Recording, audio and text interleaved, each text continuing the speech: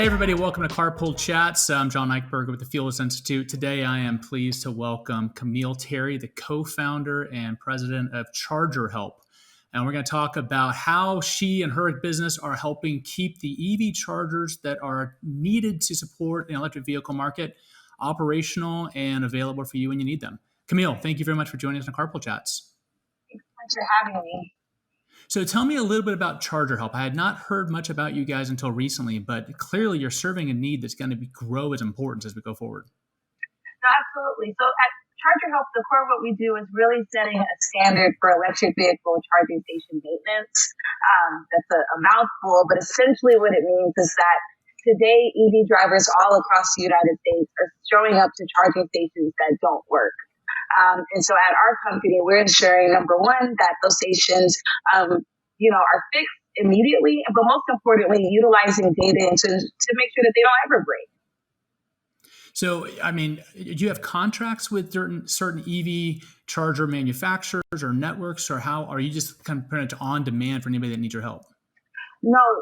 The best way for us to go about our business was to actually work directly with the manufacturers and the software providers. So today we have contracts with folks such as ABB, Tritium, and EV Connect. Okay. And so how long have you guys been in business? It started in January 2020. I like to say I did a really cool thing of starting a business before a global pandemic, but it's fine. We're still here. So we started our electric vehicle council in February of 2020. Oh, wow. Yeah, always good timing. Yeah. It was fine. But quite frankly, though, the timing is pretty good because with the momentum of the electric vehicle market and with the Biden administration's dedication to get 500,000 chargers in the market, man, the resiliency and operational capability of these units is going to become so important. You know, we talk about EV drivers. Are they going to be able to have access to chargers? The last thing that they want is to pull up the charger that doesn't work. Absolutely. We always say that it's actually worse to have a broken charging station than no charging station at all. Yeah, that customer reaction cannot be positive when you pull up and there's nothing happening there. Right. So we talked to a lot of site hosts, and there's a couple different models out there. Some that are putting in their own chargers, some are doing with a third-party network provider. And the networks say, hey, you know what? We come in, we're a turnkey operation, we'll pay you lease for your property. But they also say, but we don't want you interacting. If there's anything wrong with the charger, they can just call an 800 number.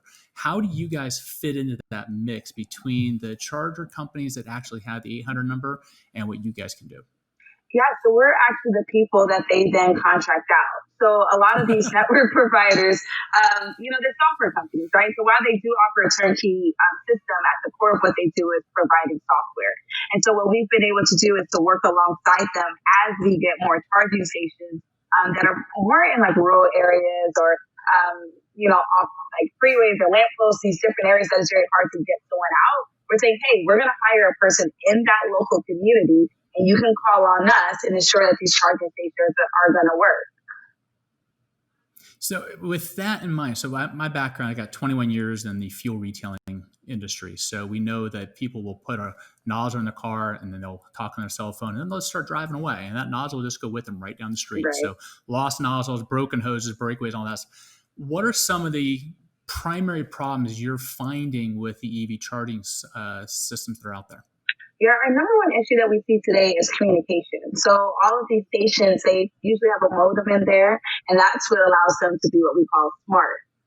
And so we find just as where you go into areas where your cell phone doesn't have good service, there's some charging stations that were installed in areas that doesn't have great service. And so some of the things that we're able to go in there is to either, boost the signal or to collect more data in order to help network providers advocate to some of these telecommunication systems to say, hey, there's a subset of charging stations here. This is how often it's going down because they're utilizing the data that we provide.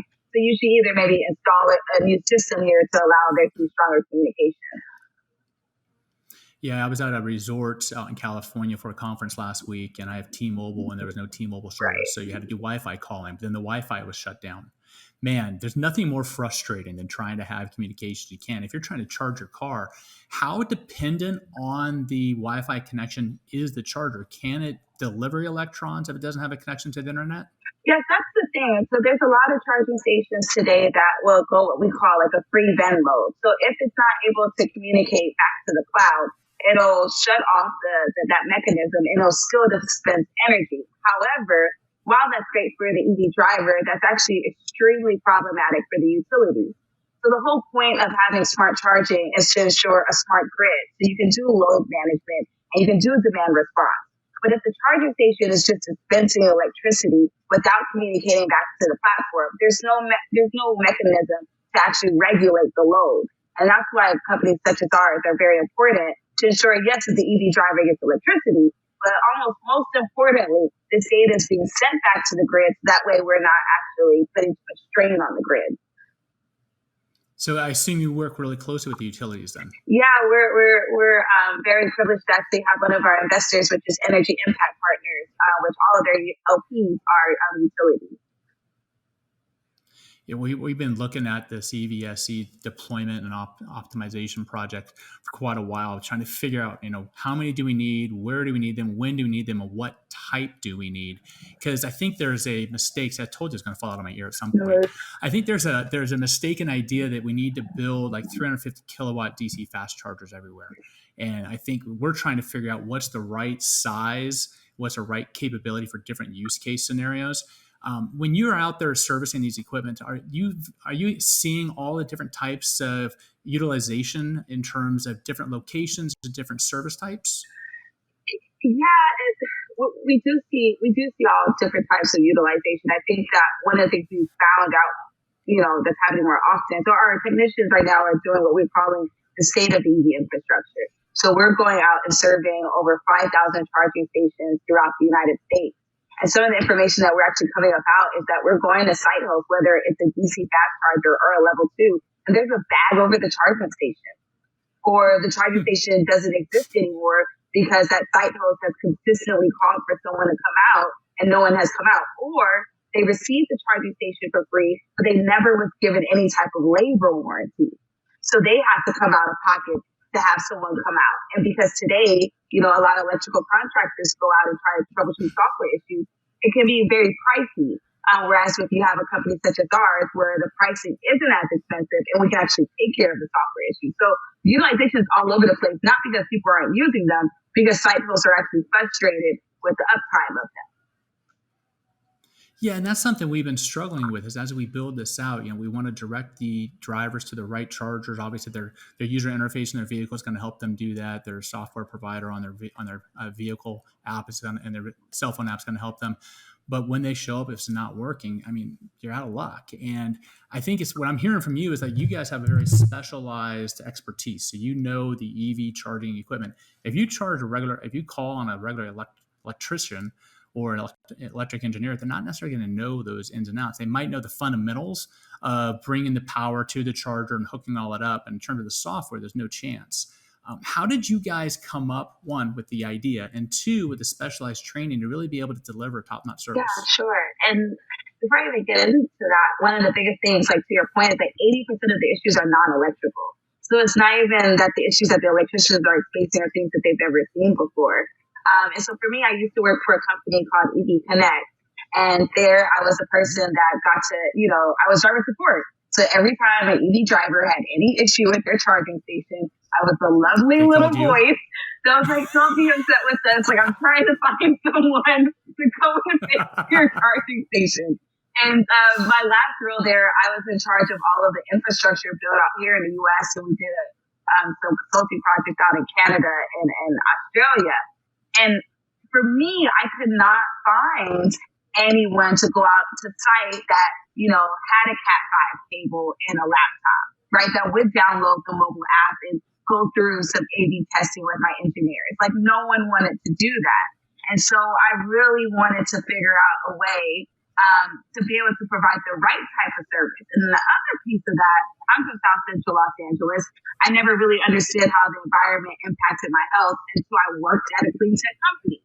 So we said, hey, let's solve a real problem and let's provide, local jobs in these rural areas or urban communities to allow people to actually truly partake in the EV revolution. So, what is your focused service area? I've looked at your website pretty quickly. It looks like you guys in quite a few metropolitan areas. Are you national? Are you focused in just the metropolitan urban market? Or are you looking at the suburban markets Yes, as well? sure. So we hire all of our technicians full time. And so that is a direct correlation of what type of work we have. So for me to support a full-time technician that makes $30 an hour and has health benefits, I need about 200 to 300 charging stations in that given area. So as we bring on national contracts, we aggregate. And so once I hit a 300 charging stations, then that allows me to hire a full-time technician. So today we're in about 7 states, and we're covering the full breadth of that state. So that includes California, New York, Texas, Florida, Washington, Oregon, and Arizona. And I probably will miss one if I didn't name all 7, but all of those places had enough charging stations to support full-time technicians. And in California specifically, we have about 6 technicians that represent 2 in northern, 2 in central, and then 2 down in southern. And they're taking care of all of the charging stations in those areas. It's easy to forget how many states you have and what states they are when Right. they're growing quickly. If you were locked in and said, well, we have 3 states and they've been the same 3 states for the last 12 months, Right. that'd be a problem. So the fact that you may not hit all the states is a very good sign. The other thing I'm curious about, I mean, how many employees do you have? How do you find your employees? Because I talk to a lot of businesses, they're struggling to find workforce. And so how do you actually staff up when you're growing Yeah, this so fast? we today have 32 employees. And my co-founder actually worked for the Department of Labor for the last 10 years. And her job was to work with car OEMs in order to do pretty big sets of hiring of local talent. And tech actually probably is one of the only industries that does not work with workforce development centers.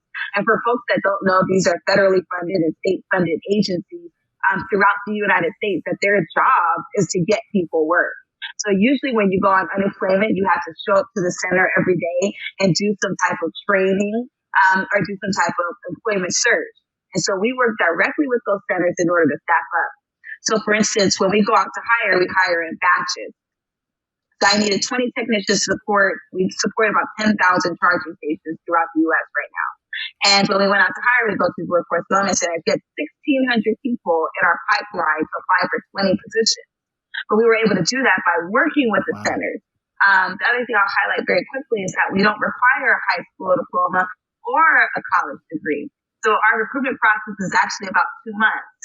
And we've been developing mechanisms to start pulling out what are soft skills that we need in order for a field service person to be successful. If our app is doing most of the work to figure out the technical aspect, what are the things that I need from a field service person? So I'm very excited for the work that we're doing because I think it'll help contribute to what the workforce of the future could look like unless people go, the traditional route. And honestly, as more information becomes readily available through like YouTube and Google, where people are just learning things on their own, how do you identify those skill sets in order to get them properly placed in the right type of work? That's kind of, I like that approach because I've kind of taken that approach as well. Clearly, in the kind of work that we do, having some education background, some experience is key. But I look at it from what's your experience, what's your skill set, and what's your passion? Because I think, you can teach skills. You cannot teach passion. You can't teach work ethic. So I think the way you're going about that's fantastic. Thank you. Yeah. And go ahead. No, I guess the only other question I really have is, we're looking at the market now and you've got one OEM with 75% market share with their own network. Then you have the other OEMs coming up and clearly it's going to balance out. We're going to have a much more traditional vehicle market in the next 5 years, a lot more competing brands, a lot more networks out there.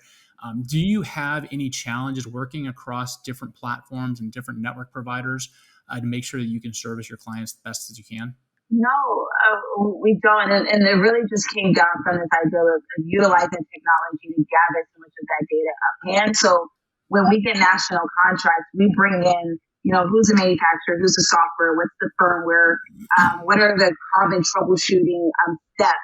And so when I, deliver that back to my technician in the mobile app, they're interacting with it based upon the data that we previously gathered. So going about it this way, utilizing technology to start helping with troubleshooting of the charging stations opens us up to really working with any type of charging station and even moving into electric vehicles or moving into other smart devices that has this component of technology and hardware.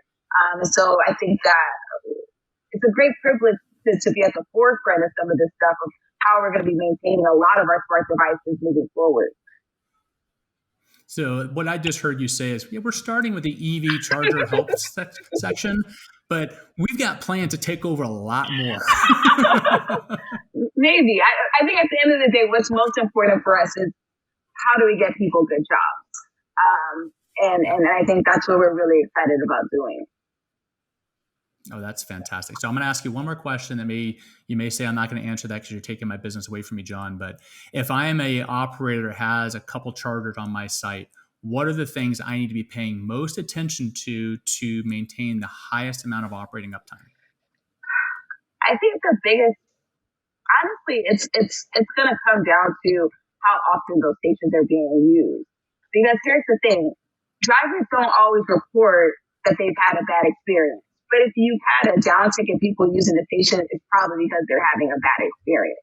I think the other piece that's very important to understand is like the strength of the cell phone signal in that area. So, and just overall the driver experience, I would say like go out and try your station to see how long does it take for the station to turn on, or how complicated is the app. At the end of the day, when I drove a gasoline car, I couldn't tell you when I went and got gas. It wasn't an event. Right. And so with EV charging, either it needs to be that it's also not an event, or it needs to be a spectacular experience. And unfortunately today, it's neither of those things. It's a horrible experience and it's a huge event for drivers. So definitely really focusing on what your driver experience is and how often are these drivers using your station. Yeah, especially as the charge times shorten and we get to a point where we can get a meaningful charge in 10 minutes. You can't spend 3 minutes trying to get the thing operational, because that's when you start having people take the charging port and start banging it against the cabinet going, why aren't you working? Because look, I am technically a moron. And so if something's not working, I go back to old, American ingenuity. I start kicking it. That doesn't help. So I think what you guys are doing is great, because the market's going to grow. There's absolutely no doubt in anybody's mind that the market's going to grow. We don't know how fast, we don't know to what extent, but if it's going to be successful, it has to be operational. So if somebody's out there has chargers or having problems, how can they get a hold of you guys? Yeah, www.chargerhelp.com. Just go there. We're always ready and willing to help someone out. Well, Kameale, thank you very much for joining us today. I really appreciate it. I love what you guys are doing. Let's stay in touch, because we're doing a lot of work in this space, and I'd love to get your input and your insight as to what you guys are seeing out there so we can help kind of incorporate in the research we're doing. So thank you very much for joining us again. And for all you guys out there, thanks for joining in Carpool Chats, and we'll see you next time.